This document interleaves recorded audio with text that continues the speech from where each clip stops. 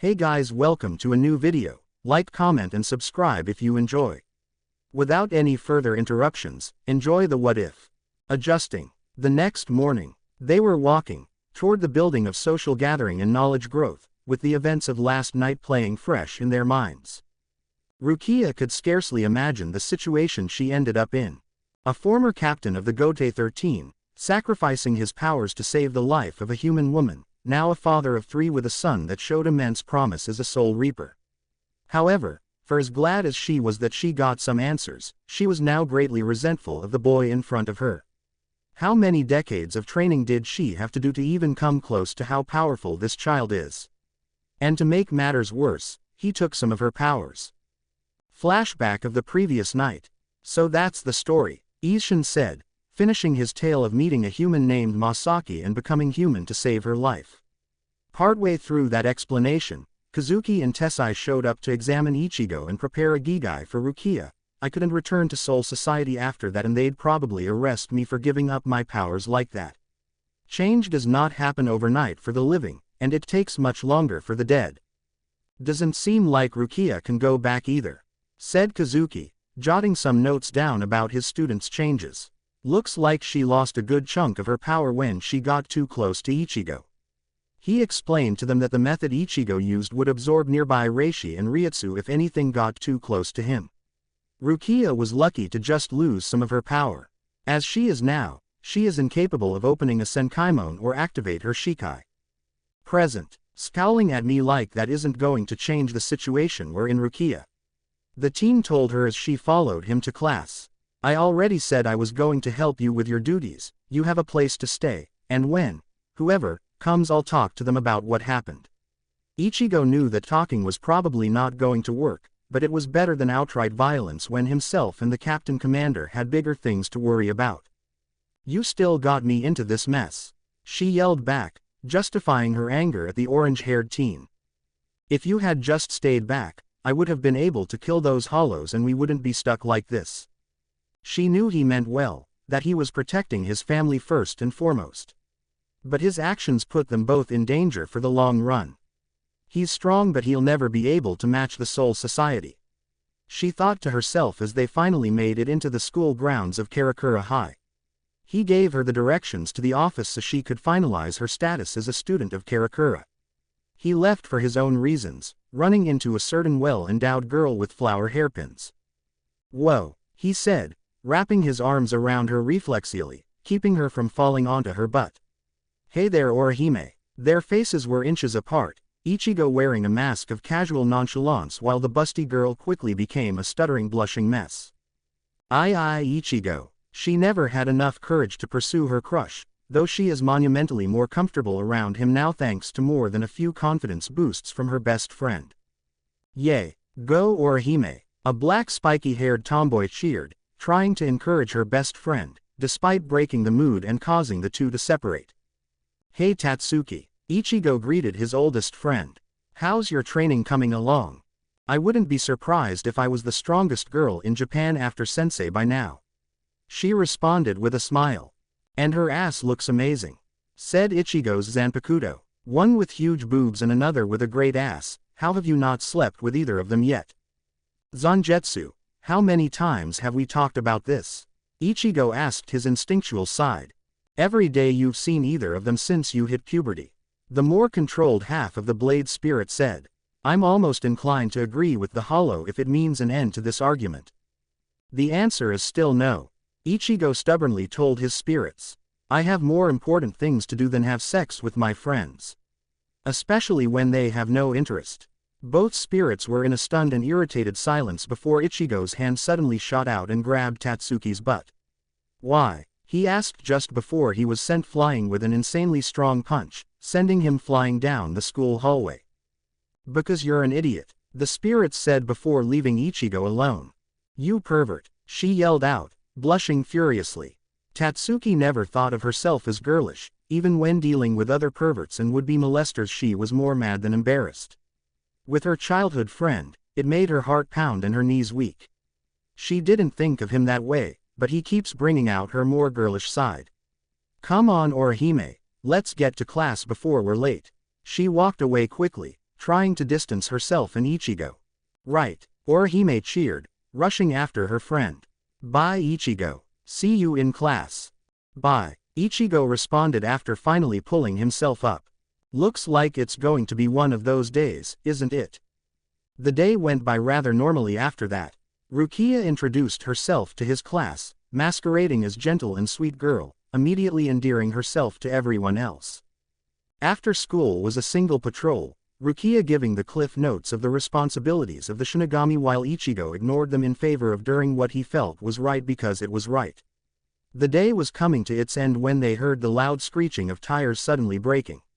They turned to see Orihime, carrying a grocery bag with a man with dark hair in a blue suit holding her back. You need to be more careful Orihime, the man said with concern in his eyes, you almost got hit. Sorry Sora ni-san, Orihime said with a sheepish smile, bonking herself on the head. I zoned out a bit. She giggled happily, making her brothers take a look of tired annoyance. What am I going to do with you? He sighed, patting his little sister on the head. At this rate, I'll need to be worried for the man that makes you his wife. Orihime's response was to puff her cheeks and pout at her brother. She growled. You're making fun of me. Trying to be intimidating to her brother but only coming off as a harmless kitten. Ichigo and Rukia finally caught up to the siblings. Yo, Sora, what's up? Ichigo asked the fellow older brother with Rukia close behind him, scrutinizing and studying the siblings. What's going on? Well, I was going to spend a nice dinner with my adorable ditzy sister, he said, rubbing the shy girl's head as she blushed while the brothers talked. But then Rukin-sama called and said he needed me at the hospital. Sora was fuzzy on the details but soon after the car accident and his recovery he came to work under Rukin Ishida in a pretty good job. What Ichigo knew was that it involved Urahara and invasive experiments to make Sora knowledgeable on how to do that work and asking no questions. Not a proud or well-liked moment in their history. Do you mind walking my sister home? I'd feel safer if she was escorted. I can walk home by myself. She mumbled, secretly wishing that it would just be herself and Ichigo. Sure, he told the fellow older brother. Come on Rukia. Oh, is this the Rukia Orihime has told me about? Sora finally noticed the silent Soul Reaper. Yes, she smiled innocently with a curtsy, pleased to meet you Mr. Inoue. Sora laughed harmlessly. Old-fashioned isn't she? He asked through his chuckles before returning the gesture with a small bow. The pleasure is mine Ms. Kuchiki. But alas, I must be off. Sora then began his trek toward the hospital, for whatever his boss has in mind for him to do. Have fun with your sleepover Orihime, he yelled before they were out of earshot. The three walked alone in silence, Ichigo's presence dissuading any would-be flirts while the girls were left alone for whatever topic came up. So, Rukia started, trying to think of any conversation piece to end the awkward silence. How did you first meet Ichigo? Orihime immediately had a set of emotions flash by on her face. Pained, sad, but slightly joyful at the end. Well, it happened a few years ago. She started. My brother got me these hairpins and I yelled at him for giving me such a childish thing. She pointed to the hairpins that allowed her hair to frame her face, then she got melancholic at the darker memories. He was hit by a car later that day. I was terrified to lose him and carried him to this nearby clinic, hoping for a miracle. They did manage to save my brother, but it was Ichigo that helped me the most. She gazed at the orange-haired boy ahead of them with a look of adoration. He gave me hope, belief that my brother would be okay. Her hands reached for her pins, memories of that night playing again and again in her mind, how she made a wish that came true. Rukia could only stare at the happily blushing girl as, yet again, she had to change her views on the young Soul Reaper. Strong and gentle, fierce and protective, powerful and kind. He reminded her so much on her now-deceased mentor she could swear he was Kaien's reincarnation, like fate was giving her a chance to undo her past mistakes. Well, we're here, Ichigo announced as they came to the Inoue apartment. Have a nice day Orihime. Thank you Ichigo, she chirped with small bow, trying to hide her blushing face from her crush. She began to ascend the stairs to her home when Ichigo called out again. Hey, Sora said you're having a sleepover right? He asked her. Why not have Rukia join? He was supposed to head back to the hospital as today was training with his cousin and uncle. He can't let Rukia follow him and learn about his Quincy heritage, who knows how she'll react. She doesn't have a lot of friends in town and you're a great person to help out with this. Rukia grabbed his arm and pulled him down to her level. Ichigo, what are you doing? She growled. I have to stay with you so you can be ready when we get our orders. You're forgetting that I can sense Ryutsu. He reminded the irate midget. Besides, if you're going to live in this world you need to learn how. Your feudal age customs aren't going to help you much here. Besides, it'd be weird if you only stayed around me. I don't need more unwanted rumors about me going around. He reasoned. He did still have a representative as a violent punk and he disappeared some days for hours to days. He still managed as one of the best students but they attributed that to studying with the smartest in school, maybe even forcing him to do his schoolwork. Rukia couldn't argue with his reasons as he began to leave. Have fun you too, he said before rounding a corner. Ichigo wait. She chased after him in a vain attempt to argue her way out of an awkward situation, but he was already gone. Damn it, Orihime just watched as the scene played out before her. This certainly was surprising, but she was always happy to make new friends and this was a request from Ichigo. Later that evening in the hospital basement. So you left the Soul Reaper with someone she doesn't know, in a place she's unfamiliar with people she doesn't know, with nothing but the clothes on her back. Oryu asked his cousin while shooting at both him and the targets he's throwing while moving all around the room of silver and glass, hiding behind blocks and pillars to work on reaction and awareness. Is there any reason for this? He fired several spirit arrows at his cousin who managed to dodge and block them all with a pair of deep red reishi blades from black hilts. To get her off my back so I could get here. He kicked up several rings and targets of various sizes and shapes for the archer to shoot at flawlessly. Have to keep the Quincy thing a secret for now, right? He asked while cutting through more arrows. Hey Ryu, you ever wonder what it would be like to be normal? We'd probably be bored out of our minds. With Orihime, Tatsuki, and Rukia. No offense Rukia, but it would have been better if you weren't there. Tatsuki said as they finished a cobbled together dinner of leftovers and self-made desserts. They discussed what happened during the walk and the time up to the sleepover of getting to know each other. If they were alone, I'm sure Ichigo would have made a move on cute little Orihime. She always supported her best friend's crush, wanting to see her friend happier made her feel better as she pushed Orihime to be more aggressive when it came to the strawberry. I'm sure you would have come out of nowhere and ruined the moment Tatsuki. Orihime sighed. What do you mean? The tomboy asked, ignorant of doing anything but being helpful to her friend. You always show up at the worst times and ruin the moment. She knows Tatsuki wants to help her, but she also knows that Tatsuki is unintentionally sabotaging her as well. Earlier today you did just that, and that's not even the first time. Well, Tatsuki thought back to every occasion that her friend was thinking of, which was a lot of times. Yeah, that's my bad, she said deflated, but I just want to encourage. Will you stop using that as an excuse and just admit it already? Orihime suddenly said, rather forcefully. Stop lying to yourself and admit it. You like Ichigo just as much as me. Now Tatsuki became a stuttering blushing mess. What? She waved her hands in front of her, shaking them and doing everything to deny Orihime's claims. No, we're just childhood friends. There's no way I'd like that cry. She stopped, remembering that Ichigo hasn't cried in years. That Ichigo was stronger than her, has been for years. That crude. She knew Ichigo only retaliates or helps others, never doing anything to be a jackass. That, she knew she didn't have many bad things to say about him. If there was anyone she'd consider dating it was him. But for Orihime, she was willing to set her feelings aside for so long she forgot she had them. Tatsuki, you look at Ichigo the same way I do. Orihime said. Whenever they were around him Tatsuki was happier, just being herself around someone that made her feel comfortable in her own skin. No judgments, no crudeness, no lies or manipulations, they were free to be themselves around each other and be at ease. Tatsuki let her mask fall apart, she had nothing else to say, no excuse to say Orihime was wrong. Of course I like that idiot, she silently admitted. How could I not? He's strong, kind, always puts others before himself, treats me like a friend rather than a girl. She smiled warmly, remembering laughs Cheers, shared struggles, so many fond memories together. Just being friends was enough for her, but she couldn't deny what it would be like to be more girlish, being his girlfriend. But you liked him first, Orihime. You're my friend, so I'll back off.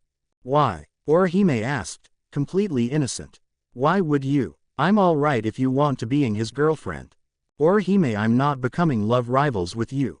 Tatsuki told her. I won't let our friendship end because we're fighting for the same guy. Why do we need to be rivals? Orihime confused her friends. Does she even know what she's saying? I'm saying let's share Ichigo. Rukia and Tatsuki took a moment to glance at each other, trying to comprehend what Orihime just said. Quote. Huh. They looked back at Orihime with disbelief. Share Ichigo. Why not? Orihime said with a smile. You're my best friend. I can share Ichigo with you. She never dropped that smile, that innocent, happy smile. She's too innocent, the other two thought to themselves. Back with the boys. Yeah, I have no idea what we'd even talk about. Ichigo agreed with his cousin before a barrage of light arrows stormed down on the two boys. If you two have enough time to talk, you're not working hard enough. Rukin said, glaring at the two with a silver short bow in his hand aimed at the two. Let's fix that. Kurosaki household. Inside the house, two sisters were setting up a room, moving furniture about while setting out clothes that they'd figure their guest would enjoy. Because father and son had no taste in womanly copyright core, the task fell to the Kurosaki twins, eager to help the family and its new guest as a way of apologizing for her situation. Hours passed and soon Ichigo returned home, with more than a few scratches and burns on his clothes to show that Rukin was nowhere near as kind as his father. Looks good, you two, he announced, smiling at his cute sisters.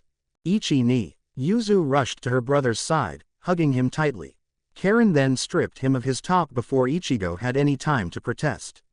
You've been pushing yourself again. Look at all these injuries. Yuzu scolded before realizing her brother was physically fine. Yuzu, he said while patting his sister on her head, how many times do I have to tell you that I heal fast? Yuzu's response was to look up at her brother with teary puppy eyes. Is it wrong that I worry about you? You're fighting monsters, Ichi ni. But I'm stronger than them, so there's nothing to worry about. Karen then noticed an absence of another Shinigami. Hey, where's Rukia? At Orihime's, learning more about teenage girls. Instead of calming down, Yuzu became that much more worried. But what if another hollow attacks? She asked before a gray and red hollow phased through the wall and charged at the hybrid. In that same instant, Ichigo reached out and grabbed onto the goat skull-shaped mask before crushing it in his hands, his veins glowing blue with his Ryutsu. Then that happens, Ichigo calmly assured his sisters. Nothing will hurt you while I'm here, he told them while wrapping his arms around them protectively. Late one night, three people gathered together near a construction site, two normal everyday teens and one of worthy note, sitting around a small bird cage housing a small yellow parakeet. The two others were discussing what to do with the helpless bird, one that was apparently cursed as every owner it had died, while the large half-Mexican watched the bird with a curious gaze. There's something odd about this bird, he thought to himself, sensing another presence nearby. Maybe Ichigo will know something. Hey Chad, one of the other kids said, why don't you take him? Isn't he cute? He teased the more spiritual aware man, hoping to pawn the possibility of the curse on someone else. Hey man, that's not fair, said the other while Chad heard a strange groaning. You know Chad's got a weakness for small animals. The bird began to freak out suddenly, causing Sato to look up and see a thick steel beam falling towards them. It was times like this that he was grateful for joining his orange-haired friend in his training. With the heightened physical abilities he gained through that intense training, he caught the falling metal with little trouble. Holding the mass of steel in his hands, resting on the top of his spine, he saw a shadowy figure quickly flee the scene. I recognize this aura, he thought to himself as he threw the steel beam away, feeling no strain from the normally demanding task. I definitely need to talk to Ichigo about this. Are you guys okay? He asked his two friends. Yeah, are you fine, Chad? Thank you for saving me, the small bird said in a young childish voice. My name is Yuichi Shibata. What's your name, Mr. Sato? Yasutora, he told the little parakeet, unsurprised by its display of intelligence. Maybe that Soul Reaper can help too, he thought before picking up the cage and leaving for his home. See you guys. The next day at school. So how was your first outing as a normal girl? Ichigo asked Rukia. They were on the roof of the school for lunch, passing by the time by cloud watching and some light conversation. We talked, had dinner, and went to bed. She quickly responded, somewhat agitated. Nothing much. She didn't want to think about the night before, that she enjoyed herself more than she'd like. Obsessing over Orihime's adorable plushies, hearing some of Ichigo's own embarrassing past as a crybaby. She had fun but at the cost of neglecting her duties, even if it was just for one night. She felt like she failed in a big way because of this. She did understand Ichigo's reasoning but it still left a bad taste in her mouth. Here she was, a Shinigami many times Ichigo's age, one of the top of her class at the Shino Academy, someone that should not be having this much trouble, and she's just as helpless as she was back in the slums of the Rukan district. She can't even figure out how to drink her juice box. Here, watch, Ichigo said as he showed her what to do. There it was again, that feeling like a helpless child, but she didn't mind the teen, she liked and hated how much he was like her old mentor. It helped and it hurt. Hey Mizuhiro, Ichigo greeted his black-haired friend. Looks like you two are together again. The named Mizuhiro greeted. You two seem pretty chummy. I told you already, she's an old family friend that's staying with us for the time being. Their cover story, Rukia's family were close with Ichigo's and they used to spend time together. Seemed lazy and that no one would buy it, but they were dealing with teenagers and they usually don't care anyway. Do we look like we're chummy? Maybe, he responded with a blank expression. You do seem pretty close, and you're living together. People talk and fun rumors replace a boring truth Ichigo. They might think you're an item. And when did I care about other people's opinion? He asked his ever-curious friend. Good point. He then turned to Rukia who was contentedly watching them while sipping her drink. Hello, I'm Mizuhiro Kojima. He greeted himself enthusiastically. My hobbies are womanizing. Ichigo finished for him, shocking his friend in embarrassment. Careful with him Rukia, he's a big playboy. No I'm not, I only go after older women. Mizuhiro cried, not exactly helping his case. Like I said Rukia, watch out. He said, confusing Mizuhiro. That's when another of Ichigo's friends showed up. Looks like Chad still isn't here. A taller, lankier brown-haired individual noted as he got on the roof. Hey guys, he greeted his companions.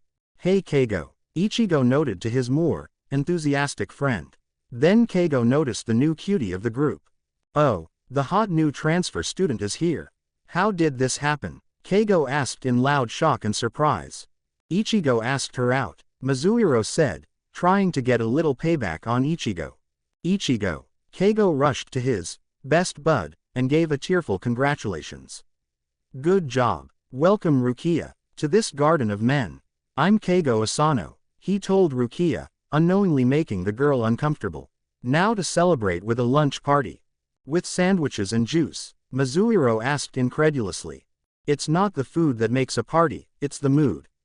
He declared before getting kicked in the back. Yo, Kurosaki. A random punk growled at the teen. He was accusing Ichigo of copying him and ignoring any claims otherwise. He was going to start a fight before getting blindsided by a giant fist. Hey Chad. Ichigo greeted his old friend. Did you remember to hold back? I did but he's going to be unconscious for a while.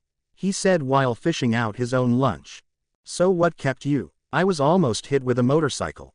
He explained. He fell off and slammed into a wall, passing out from the collision, so I carried him to the hospital.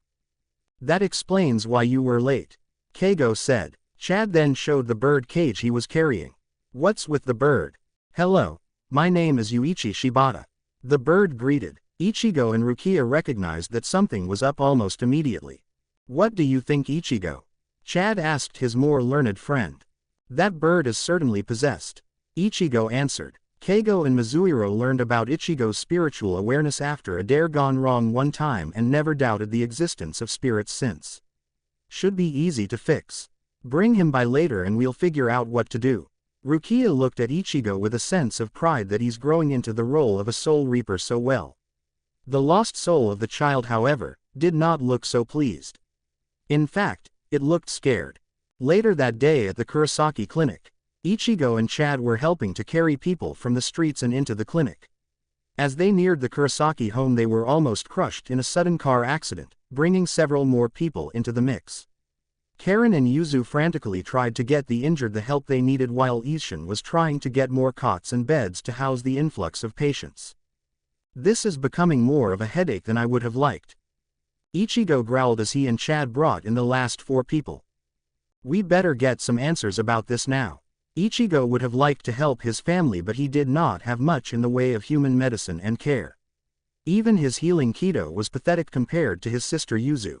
All he could do was the heavy lifting grunt work and stay out of the way.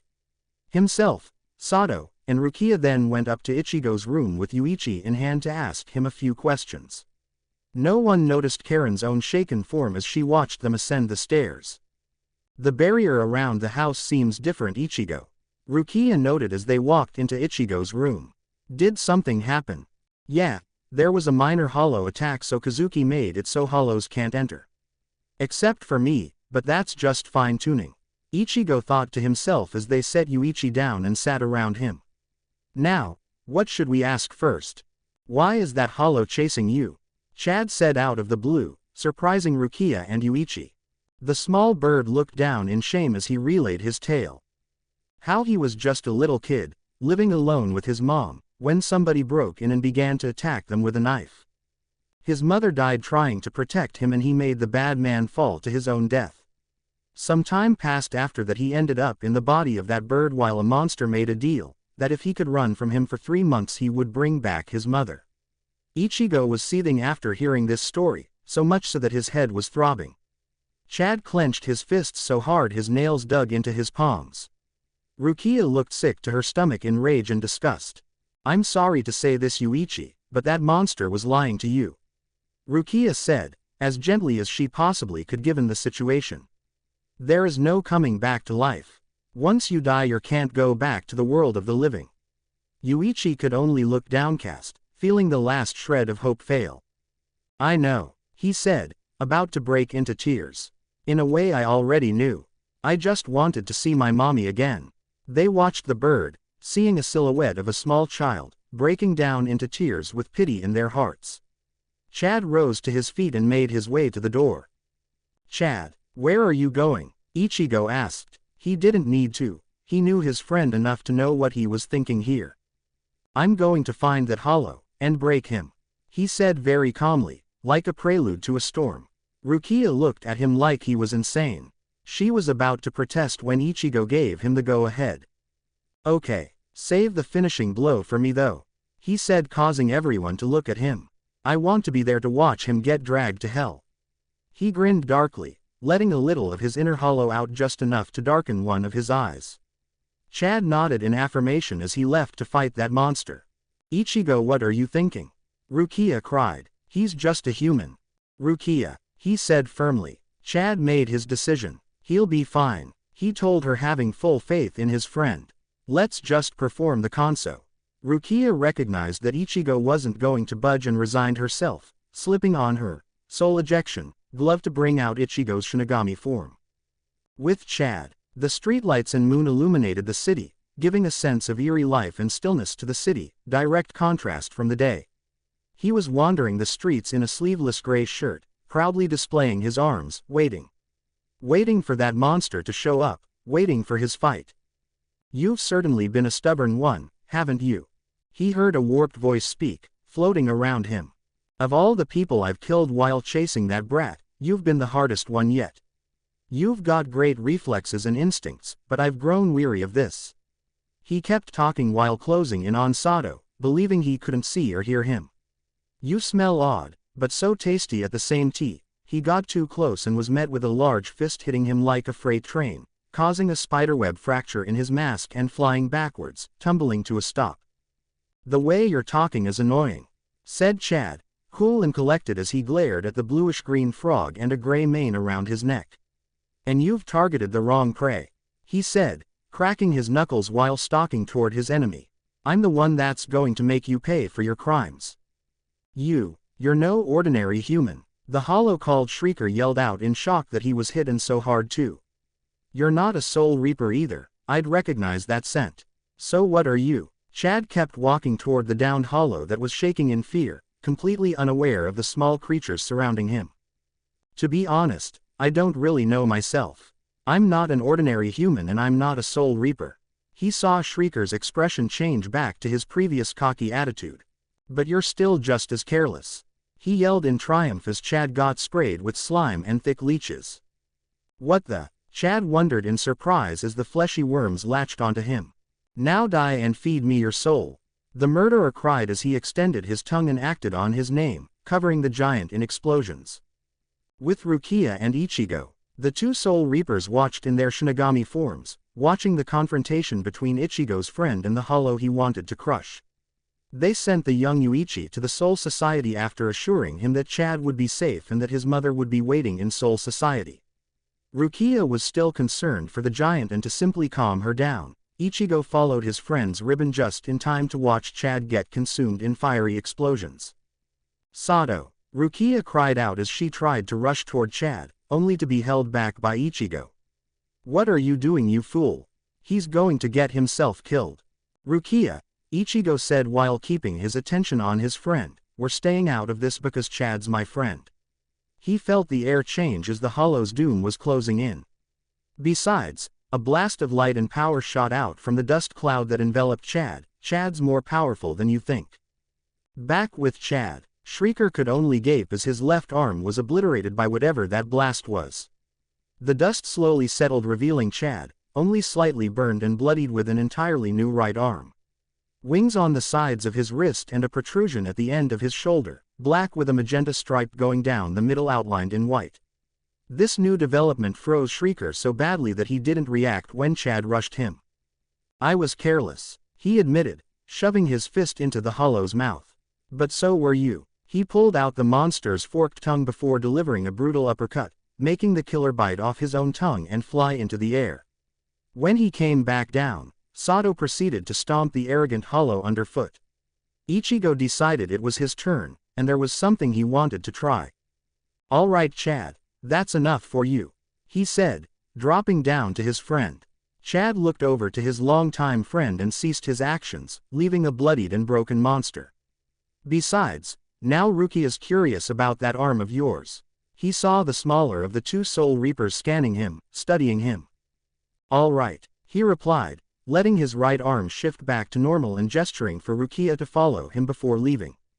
You must be pretty pathetic. Ichigo heard the hollow at his feet groan. Having someone else fight your battles, do your job as the Shinigami. Shrieker attempted to cackle, refusing to die without some victory, any victory. His only hope for that was humiliating the Soul Reaper before him. Ichigo grabbed the near-dead hollow by the fur of his mane and threw him upright against a wall. To most it would seem like that, he told the killer. But we learned the story about you and that boy Yuichi Shibata. Ichigo unsheathed his massive blade and stabbed into the hole on the hollow's chest, the blade facing upward. You put my friend in a very rare mood. Chad doesn't get mad easily, and you pissed me off a little too. Shrieker watched helplessly, feeling an odd sense of dread falling over him. So we agreed that he would beat the crap out of you, leaving you helpless for me to, well, test something out. Shrieker felt the energy around the young Shinigami change, getting darker and darker, until he recognized the feeling. Fear. Tell me, how does fear taste? Ichigo asked in a warped voice behind a mask. The air was filled with the sounds of sickening crunches with screams of terror and agony. With Chad and Rukia, the two were quite the distance away and so focused on their conversation that the sounds behind them was little more than background noise. So, what's with that arm of yours? Rukia asked, curiously touching and examining the giant's right arm. To be honest, we don't really know ourselves. Sato replied, looking down at it himself. One day a hollow attacked myself and Ichigo during Hakuta practice in some random field and it appeared while we were fighting. Chad told her about the pact between himself and Ichigo, how they swore to watch the others back and fight for their sake. How he was pulled into similar training Ichigo was doing. He remembered that day in particular, when his first hollow fight happened. Flashback.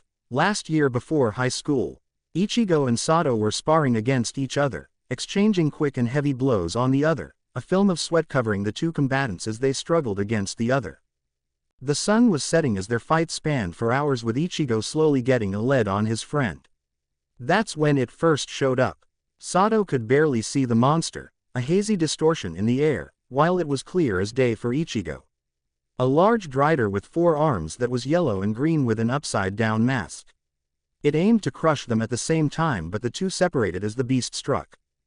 "Chad, run!" Ichigo called out, dodging another sweep from the hollow as it tried to grab him. Chad dodged as well, barely seeing the attack coming. "Ichigo, what is that thing?"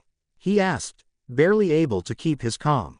"It's called a hollow," he told his friend, the need of secrecy gone in favor of survival. "A corrupted soul that feeds on other souls to ease their eternal hunger." He dove under another to get in enough to kick the large beast in the neck. The hollow staggered from the spiritually enhanced kick, but not enough to completely stop it. The hollow managed to reach out and grab Ichigo while he was still in midair. Chad watched his friend being suspended helplessly in the air and instantly remembered his promise. He ran at the beast with newfound strength and speed and broke the hollow's elbow, making it drop his friend. "Are you all right?" he hastily asked as he helped Ichigo up. "I'm fine. I thought I told you to run." "Sorry Ichigo, I can't do that." He got into his fighting stance as he stared down the hollow. "I watch your back and you watch mine. Remember." Ichigo could only shake his head and smirk at his friend's response. "Right, I'll handle the top half, you mess with his legs," Ichigo said before disappearing and delivering kick to the hollow's chest, just above the hole. "Got it." Chad managed to keep his focus and charged at the spider half of the corrupt soul and started punching the legs out from under it while Ichigo kept flashing around its arms. As the beast stumbled on top of Chad, Ichigo flashed to the back of its neck and got ready to throw it over his shoulder as Chad punched the beast over top himself. The hollow lay stunned as the duo prepared for the next strike. "Let's go," Ichigo yelled as they ran toward the downed hollow, red energy gathering in his fist as he prepared his finishing blow. "Right." Chad followed suit, finally seeing the monster before him in all its horror, as did the same unconsciously. With a roar of triumph they slammed their fists into the now obliterated corrupt soul in a torrent of energy. "So that's what a hollow looks like. Weird." They finally relaxed in their victory, ready to collapse. "Yeah, nasty," he said before realizing Chad's arm changed. "What happened to your arm?" Chad finally noticed his arm changed forms. "I don't know." They looked at each other for a few seconds before they decided to ask Urahara. Present day with Chad and Rukia. Not even Urahara knows what it is for sure. Chad told her as he finished his story. At that same time, beam of light shot up as a large pair of doors with half a skeleton each on their faces. "The door of hell," Rukia told Chad as she watched the gates open to welcome its new victim. "That monster is getting his just punishment for his crimes." They heard the demented laughter as the hollow was ran through on a giant blade, curiously missing more of his body, as the former serial killer was dragged into the burning abyss. Ichigo finally came by after the deed. "I'm going to bed. This is enough for one day." Before making his way home, Chad said his goodbyes as well while Rukia joined Ichigo, asking out Urahara's shop. It was the next day, another day of living a human life in a world she had no place residing in. However, with her only link to her home of soul society being given, she still had to make do with supplies. Thankfully, the former captains residing in Karakura seemed to have a consistent supply of necessary materials. Loading up on those materials. "Okay, will that be all, Kuchiki-san?" Urahara asked his current customer, filling her request form of Soul Reaper equipment and supplies. "Not yet," she replied, getting to what she felt was the most crucial piece. "I need some Jikongai for Ichigo." "Assuming you have yet to give him one." She did. Complaints about her body, but the former captain did tell her prolonged use might bring up some bugs in the Gigai. "That was handled a while ago," the eccentric inventor told her. "But he doesn't like using him." "Why? If he does, he could just slip out of his classes no problem if a hollow shows up during school. He wouldn't even need to worry about his body then." Shish. Information about her stubborn and forced partner's life. All he said about that soul was, "He's an annoying useless pain." He told his customer, trying avoid telling her about the soul in question. Fine, she responded, I'll get him to tell me then. She turned to leave before remembering some details from the earlier night. By the way, that boy Sato. Ichigo's training partners and he has some strange power. Anything else you'd like to tell me? She glared at the jovial man. Urahara brought out his fan and Ichigo has some good friends. Let's leave it at that. He remembered the talk with Chad. Even now he didn't know everything about it, just that it was hollow power. Everyone involved agreed to keep the nature of his abilities a secret for obvious reasons. She had to confront a certain strawberry about certain details. Karakura High, so that's the end of that huh? Keigo asked Ichigo after they discussed the exorcism of Chad's new bird. Yeah, poor kid didn't have any friends when he was alive. So we filled that void with a day of fun. Ichigo responded, drinking his juice while Mizuhiro and Chad. They agreed to not relay the real story. Those two didn't need to be dragged into that world of ghosts and monsters. Ichigo. They heard someone cheer happily. They turned to see Rukia, finally at school, waving at Ichigo and smiling. Hey look, it's your girlfriend Ichigo. Mizuhiro said casually as the petite Shinigami made her way towards them.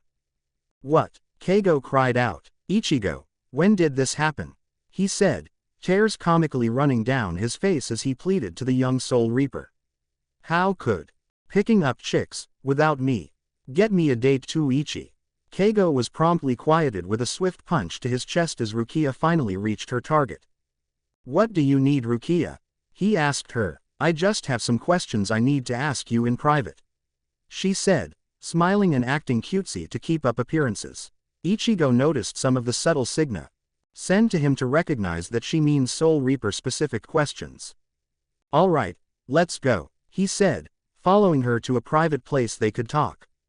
Well there they go, Mizuhiro said, still relatively unfazed by the sight before him. Ichigo you traitor, Keigo screamed out, how can you call yourself my friend and not hang with the guys? You try, he was hit with the juice Ichigo had on H. I don't think Ichigo can possibly help you get a date Keigo. He could try, Keigo grumbled from the ground. Chad was just watching in slight amusement. With Ichigo and Rukia, so what is it Rukia? He asked as they got to an empty area of the school. Kazuki said that you had an artificial soul already. She said, skipping to the heart of the matter. May I see it? Really? He said raising an eyebrow. Fine. He reached inside his bag and pulled out a cartoonish yellow lion stuffed animal.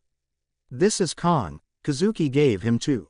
He told me how Soul Reapers use Jikongan when they need a quick eject and to keep their cover. Rukia took the stuffed doll from her teammate and inspect. The dispenser so I tried this instead. By the way, what's with that whole soul candy thing? He asked, confused by that name from so long ago. Rukia adopt.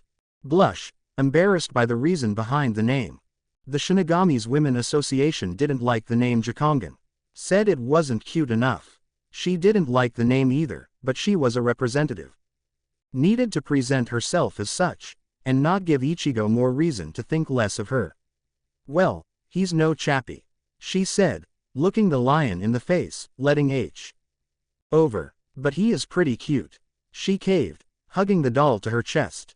Your boobs may not be big, but they're really nice too, Rukia. A muffled voice spoke out. Rukia heard it coming from her chest and threw the doll up while SC. Staying calm, reached out and caught the perverted spirit. Nice catch. Shut up. Ichigo growled at his irritating stuffed animal. Ichigo, what the hell is that?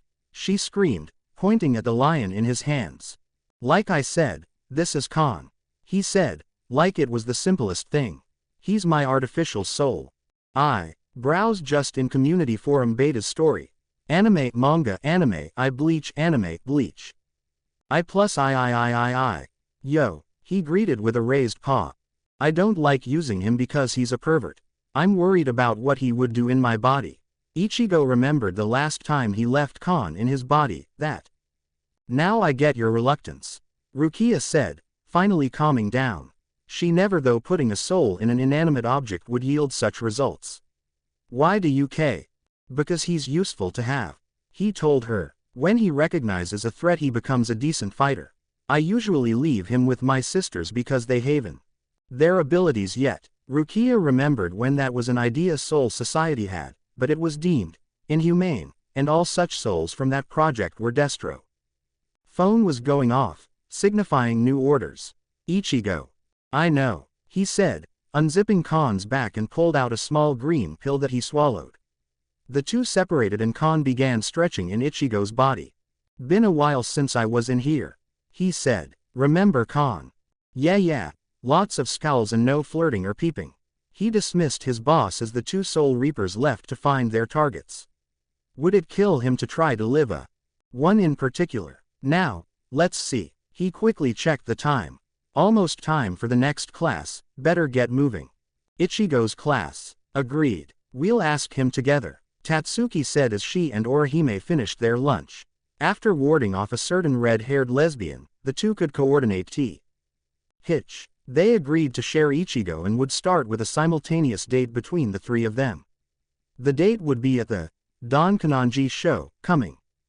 They felt this was the chance to make their move. Khan came through the door and the two friends walked right up to him, prepared to ask when Orihime nodded.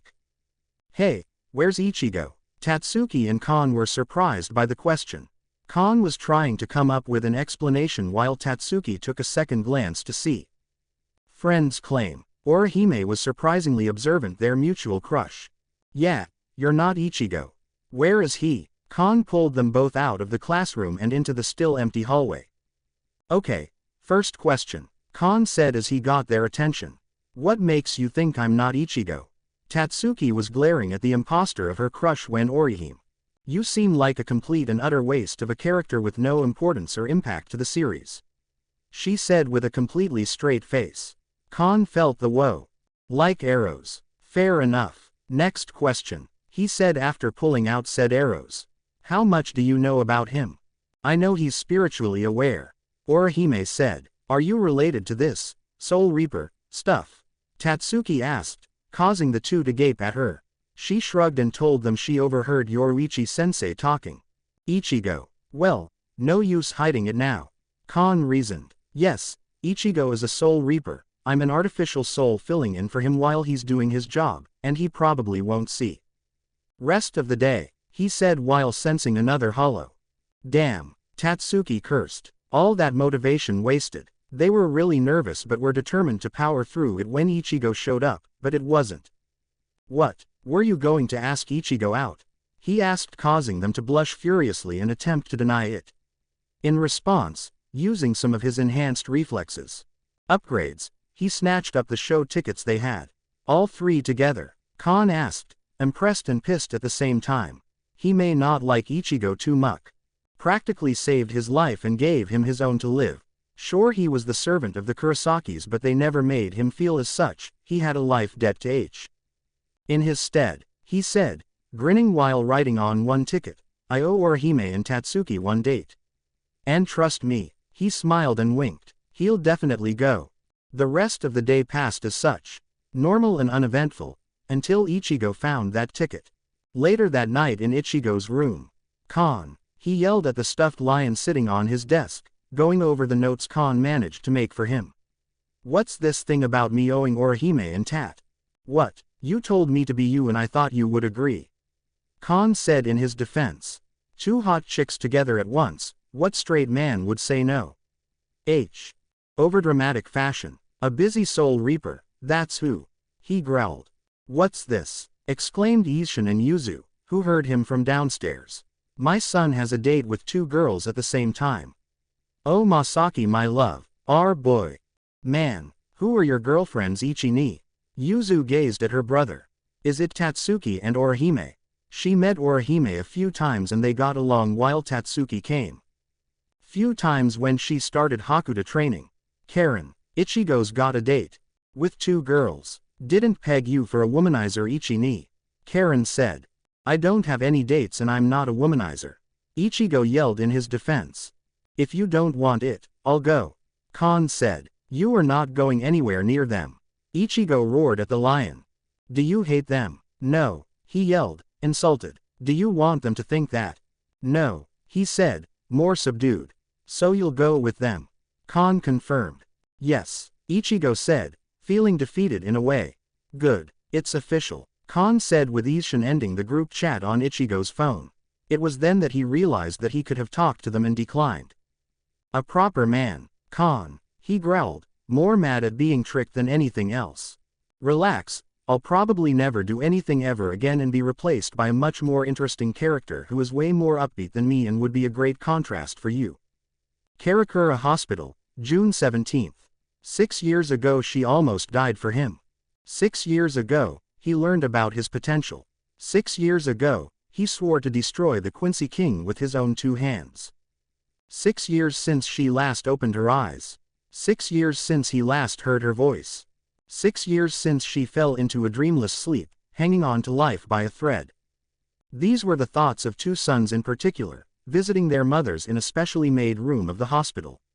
The one day that their teacher would permit them to skip school, if only for a scarce few hours. For the simple pleasures of comfort they could find. A trace of a smile or a slight grip of the hand, letting the sons know that they are still alive. Anything real than the constant beeps and air blowing of the machines they were connected to. 6 years Ichigo, Uryu said to his cousin, overlooking his own sleeping mother. The effects of time and atrophy being waylaid by a device Urahara made to keep their bodies active enough while unconscious. Both Kanae and Masaki looked virtually the same as when they fell asleep so long ago.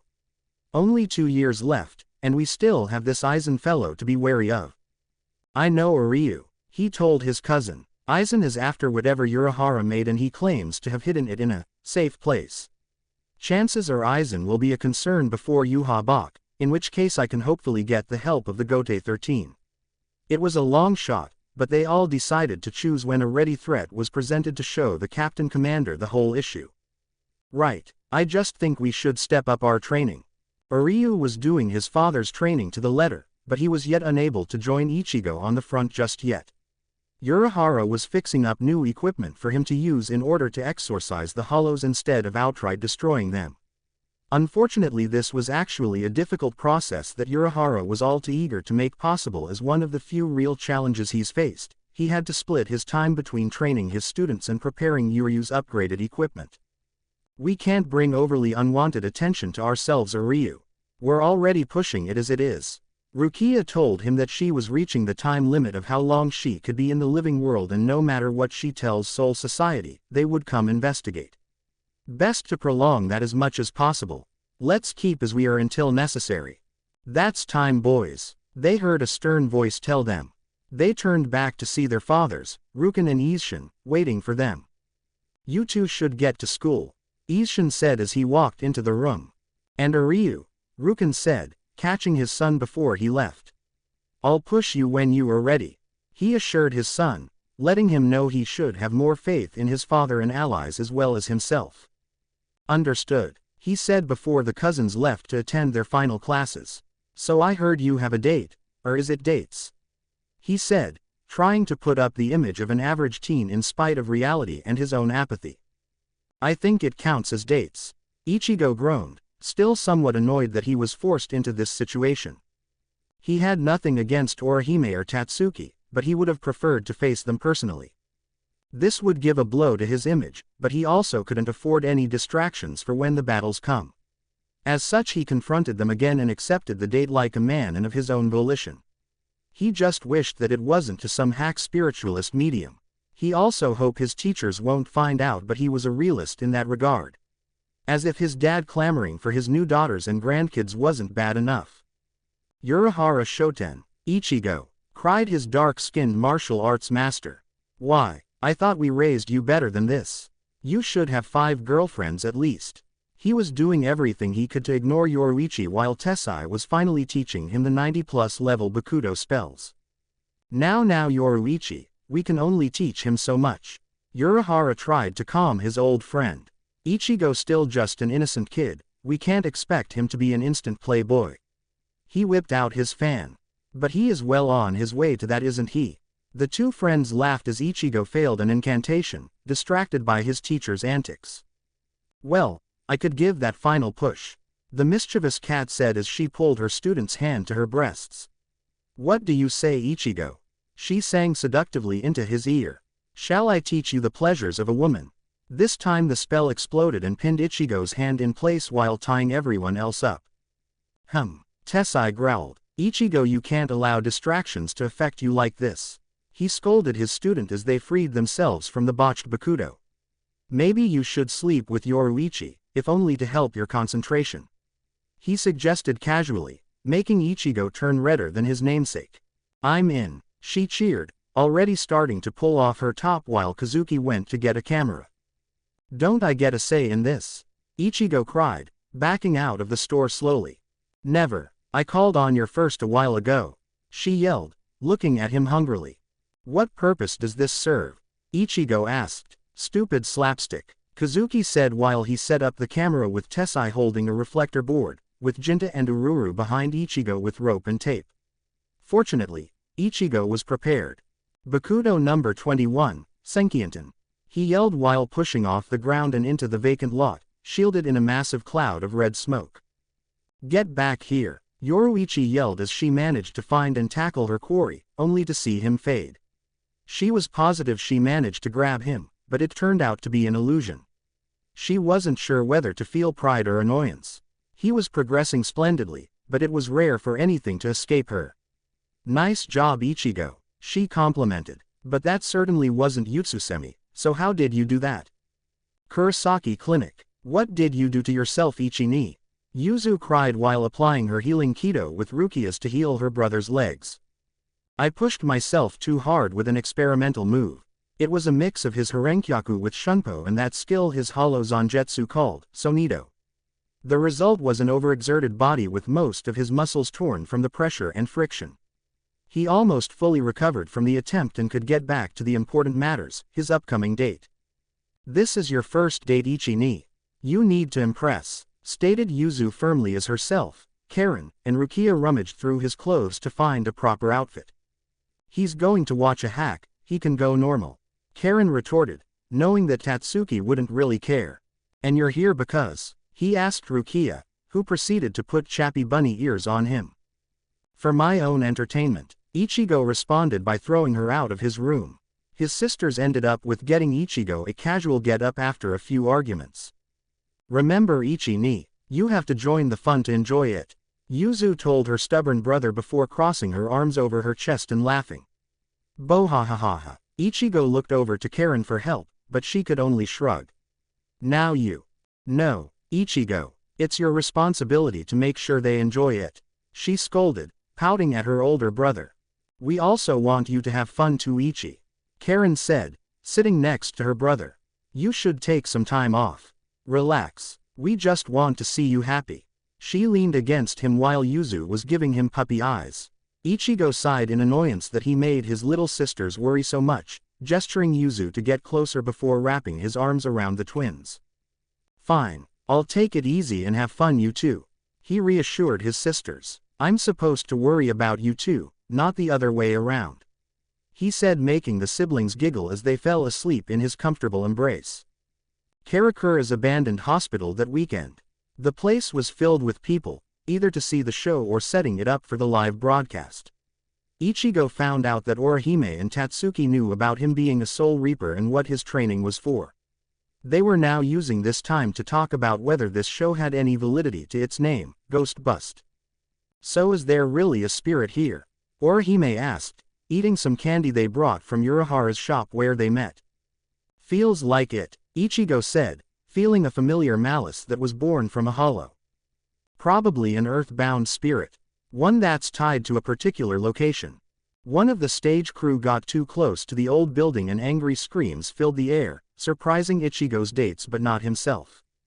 You can't tell until someone trespasses though. Orihime and Tatsuki were suddenly more glad that Ichigo decided to come, latching onto him for a sense of security and warmth. Don't worry, he's not a hollow. Not yet, he thought, looking at the man wrapped in chains, the hole in his chest almost opened. His cries of greed gaining no sympathy from the young Soul Reaper. Listen up everyone. The broadcast had begun, hyping most everyone up for the show proper to begin. Here he is, the spirit medium of the new century. The messenger of hell, Dawn, Kananji, he yelled, bringing everyone's attention to the helicopter the supposed spiritualist jumped out of. The spirits are always with you. He cheered, free falling before using his parachute.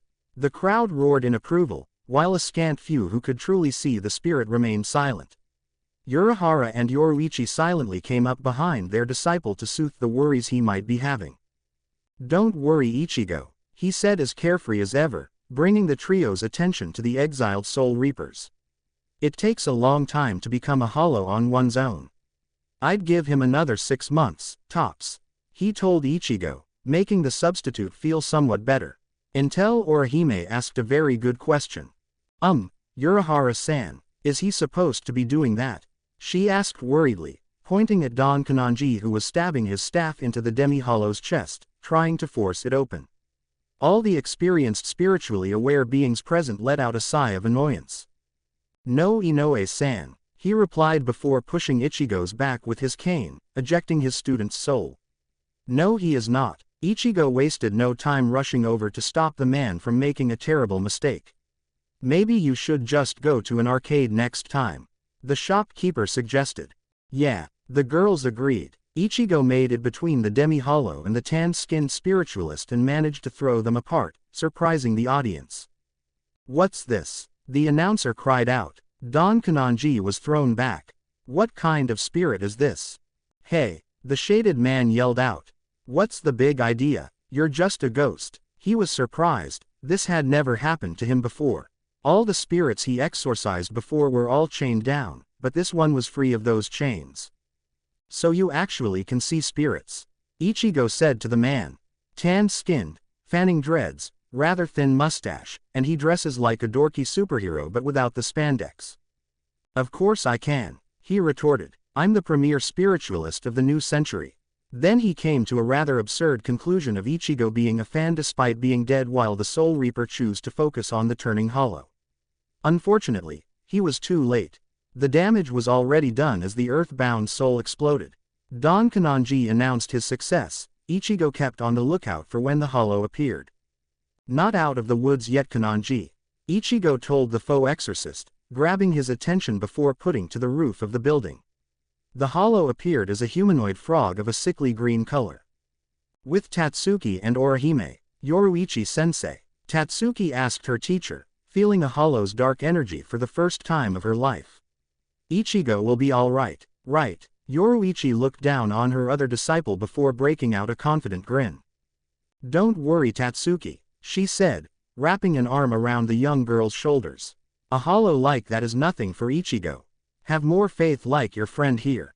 Tatsuki looked over to Orihime and saw fear and unease, but not concern. Orihime could feel Ichigo would be all right. She was so embarrassed. She should have known Ichigo better than that. She watched her future boyfriend with renewed confidence and felt gutsy enough to cheer him on. "Yeah, kick that monster's ass," she yelled out, giving Orihime confidence to do the same. "Go, win," Orihime squealed. "With Ichigo, the cheers of the fans give me strength to purge this evil before me." Kanonji yelled out proudly, causing more cheers as the hollow descended. Ichigo could only smirk as he heard his friends and family cheer for him instead. The hollow was swiftly descending on the two, with Kanonji bravely challenging the monster while Ichigo stood off to the side a little, waiting for a chance. When the hollow came close enough to snap the foolish human in his jaws, Ichigo then delivered a spinning kick into the hollow's back. The result was a gaping hole in the building, with Ichigo nailing his landing. "Let me guess." Kanonji looked at the boy in amazement at his display of strength. "You're not going to run no matter what I say, are you?" The man looked at Ichigo in shock and disgust. "Run? How can I run? Do you know what my ratings are?" he said, loud enough for everyone to hear. "1 in every 4 households watch my show, and most of those viewers are children." A silence washed over the crowd as they listened. "That means I have to be brave. I have to show courage. I have to be a good role model." He lost his showman attitude and felt more like a person rather than a celebrity to the audience at that moment. "Sure, I get scared, finding dark and malicious spirits like these. But if I run, what would that tell the kids? That there is no hope. I can't allow something like that." There was a pause of silence before the crowd roared in approval, seeing Don Kanonji in another, better light. More than just a fun program, but as someone who tries to bring smiles no matter what because it's right to do. That means your only fault here is ignorance, Ichigo said, keeping the exorcist's attention while the hollow made its way back to them. Hado number 1, show. He pointed at the mindless hungry beast and shot a pulse of force at the creature, sending him to the back of the hospital again, and collapsing the front gate in the process. Really need to work on that. Come on, there's something you need to see, he told the spiritualist as he blasted the rubble away with another show. Very well, he said, recognizing that whatever this boy was going to show him was for his eyes only. They entered the abandoned, decrepit hospital, searching for the monster that was their prey. Ichigo unsheathed his zanpakuto and took a few experimental swings. Damn, it's too cramped in here, he realized before gripping Zangetsu with both hands. I guess now's a good a time as any. His blade began to glow as he started to focus on his Ryutsu and blade. Everything all right, partner? Kananji asked, feeling a camaraderie with the youth. He gaped in amazement as Ichigo managed to turn his massive blade into a pair of katana, one in each hand. He twirled the blades in hand to get a feel for the new style he put upon himself. Amazing. What is this boy? He could only think to himself as his world began to expand with every moment he was with Ichigo. He's coming, Ichigo yelled as the wall burst out with the hollow charging at them. Kananji closed in and caught the hollow's mouth open with his staff. Ichigo quickly got into its space and made 2 swift slashes, severing the hollow's limbs. The monster roared out in agony as it collapsed, having no support to keep it upright. The beast lay before the two, helpless as Ichigo made the final blow through the hollow's mask, ending its cries and struggles. Great job, partner, Kananji cheered, celebrating what he felt was a hard-won victory. Ichigo did not allow for this man to live in his ignorance anymore. Don't celebrate, Kananji, Ichigo said, pointing at the disintegrating hollow. The form of the monster dissipated, revealing the broken man inside. Wait, the exorcist said brokenly. He was stunned, feeling everything he thought he knew crumble around him.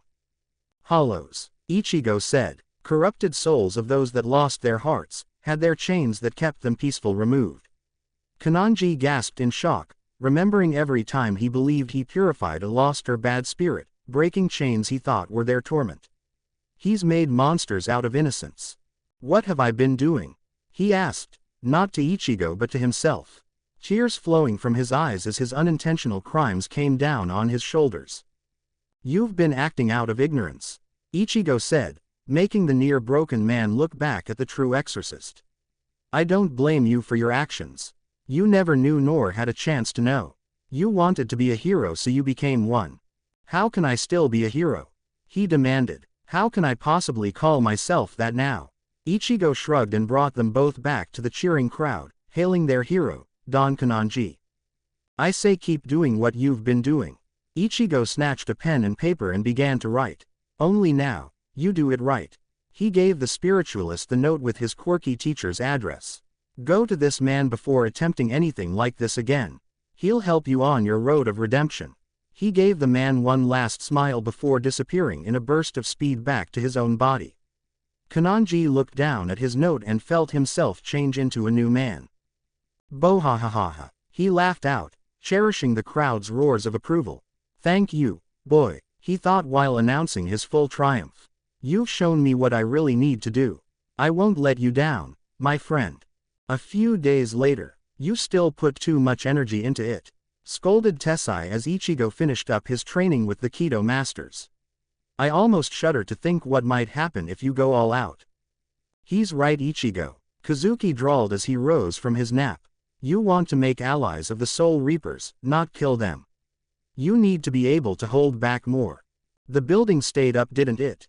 Ichigo shot back at his teachers, referencing the abandoned hospital from earlier. No, it collapsed after Tessai and I stopped keeping it upright. The resulting shockwaves from his Hado did so much structural damage the building was going to fall apart with him inside. Rukin was quick to purchase the land and start another project there. Anyway, don't you have another date with Arasawa-san and Inoue-san? Kazuki teased as Ichigo ran out the door, passing a man in a trench coat who entered the store. Kazuki smiled at who would become another regular at his store. So, how can I help you? Don Kananji. Thank you for watching. If you enjoyed the video, be sure to like, comment and subscribe, as well as checking out the author on fanfiction.net.